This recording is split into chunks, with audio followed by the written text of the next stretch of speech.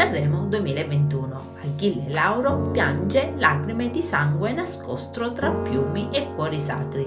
Nella prima serata di Sanremo 2021 al Teatro Ariston Achille Lauro, ospite, piange lacrime di sangue. Primo quadro proposto da Achille, alieno e umano, uomo e donna, opposti che convivono nella prima serata di Sanremo 2021.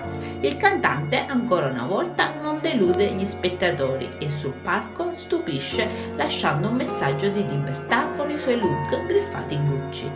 Un giocatore di rugby alieno con tanto di unghie lunghe, conchiglia a coprire le parti intime, piume rosa sul collo e trucco pesante sugli occhi. Una divinità con tanto di cuore sacro.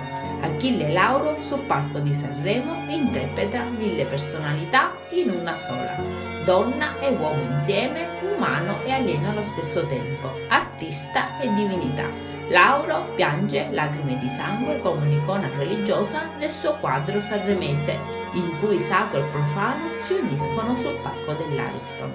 Le lacrime di sangue ricordano quelle della Madonna, che piange delusa dall'umanità.